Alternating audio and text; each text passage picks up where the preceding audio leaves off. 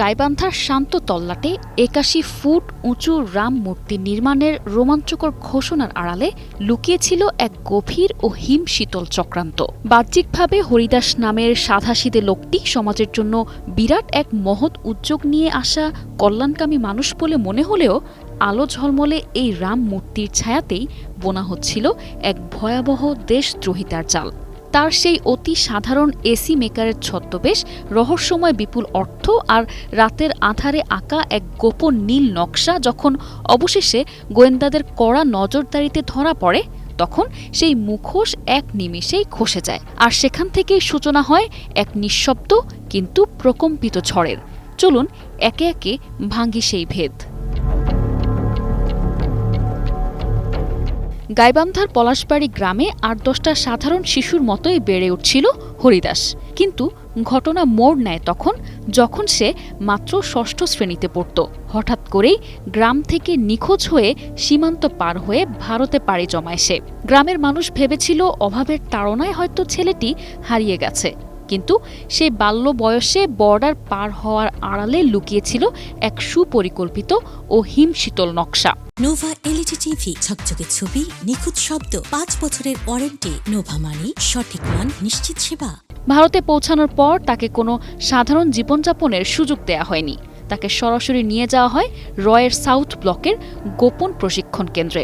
ছোটবেলা থেকেই মগজ ধোলাই করে তাকে গড়ে তোলা হয় এক মারাত্মক স্লিপার সেল বা সুপ্ত গুপ্তচর হিসেবে, যার একমাত্র উদ্দেশ্য ছিল ভবিষ্যতে নিজের মাতৃভূমির ভেতরেই বিষবৃক্ষ রোপণ করা।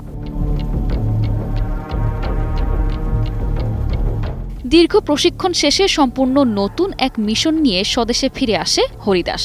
তবে এবার আর সে সেই গ্রামের সহজ সরল ছেলেটি ছিল না। তার মগজে তখন স্থান পেয়েছে রাষ্ট্রকে অস্থিতিশীল করার এক ভয়ঙ্কর নীল নকশা। নিজের পরিচয় গোপন করতে সে মাথায় টুপি, মুখে দাড়ি এবং তৌহিদ ইসলাম নাম ধারণ করে এক নিখুঁত ছদ্মবেশ নেয়।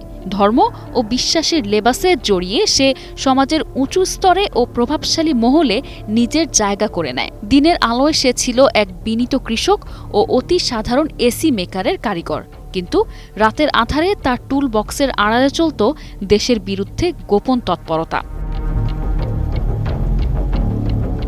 রাজনৈতিক ছত্রছায়াকে ঢাল বানিয়ে হরিদাস তৈরি করে এক ধরাছোঁয়ার বাইরের বলয়। কিন্তু একজন সাধারণ এসি মেকারের নামে বেনামে থাকা 5টি ব্যাংক অ্যাকাউন্টে হুন্ডির মাধ্যমে প্রায় 9,35,00,000 টাকার মতো বিপুল অঙ্ক জমা হয়।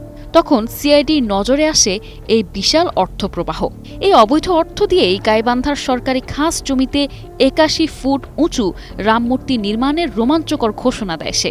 কিন্তু এর আসল উদ্দেশ্য ধর্মচর্চা ছিল না। উদ্দেশ্য ছিল এই অঞ্চলের দীর্ঘদিনের হিন্দু মুসলিম সম্প্রীতি ধ্বংস করে এক রক্তক্ষয়ী দাঙ্গা উস্কে দেয়া। আর এর চেয়েও বড় চক্রান্ত ছিল উত্তরাঞ্চলকে বিচ্ছিন্নতাবাদী আন্দোলনের কেন্দ্রবিন্দু বানিয়ে দেশের মানচিত্রকে ভাগ করে ফেলা। এই সমস্ত চক্রান্তের মূল লক্ষ্যই ছিল তারেক রহমানের নতুন সরকারকে চরম অস্থিতিশীল ও ব্যর্থ রাষ্ট্র হিসেবে আন্তর্জাতিক পরিমণ্ডলে প্রমাণ করা।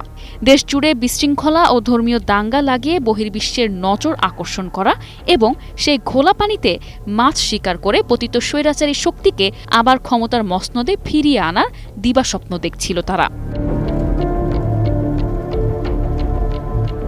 পাপের খরা পূর্ণ হতে বেশি সময় লাগেনি। তারেক রহমানের নির্দেশে দেশ জুড়ে শুরু হওয়া জিরো টলারেন্স শুদ্ধি অভিযানের মুখে খসে পড়ে এই বহুরূপীর আসল মুখোশ।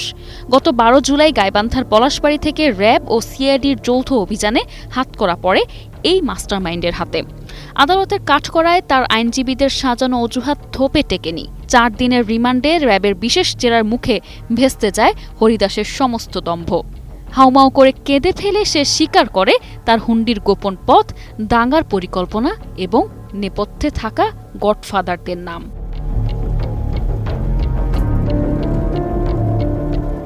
গাইবান্ধার স্থানীয় সচেতন মানুষ ও মন্দির কমিটির বিচক্ষণতায় সেদিন অল্পের জন্য বেঁচে যায় পুরো দেশ। হরিদাসের উস্কানিতে পা না দিয়ে তারা বিতর্কিত মূর্তি নির্মাণের কাজ স্থগিত করে, যার ফলে ধূলিসাৎ হয়ে যায় এই বিষাক্ত চক্রান্ত। হরিদাস আজ কারাগারে বন্দী হলেও ধর্মের ছদ্মবেশে লুকিয়ে থাকা বাকি স্লিপার সেলদের খুঁজে বের করতে এখনও গভীর রাতে সজাগ রয়েছে গোয়েন্দা সংস্থাগুলো। দেশ বিরোধীদের জন্য শুরু হয়ে গেছে 0 আওয়ার, আর বাংলাদেশ এগিয়ে চলেছে এক নতুন ও নিরাপদ ভোরের দিকে। নিশা আলম, ডেস্ক রিপোর্ট, 21 টেলিভিশন।